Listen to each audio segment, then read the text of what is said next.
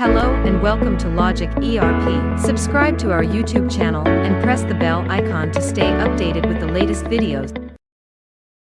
In this video, we will discuss how to allow picking of supplier plus item-wise rates in a purchase order. To begin, open the configuration window.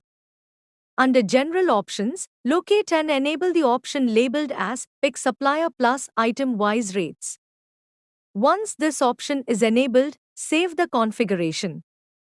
Before initiating a new purchase order transaction, let us first understand where supplier-wise item rates are defined. To do this, open the Setup module from the main menu and navigate to the Party-wise Settings section. From there, click to open the Supplier Plus Items window and switch to Entry mode. You can define supplier plus item-wise rates from here. To review the defined rates, select the supplier and the respective items.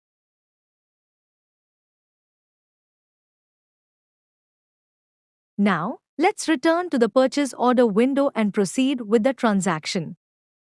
Choose the same supplier for whom the rates were defined. You will notice that the system automatically picks the predefined rate of 1200 for the items. I hope this video was helpful. Thanks for watching. Like, share and subscribe.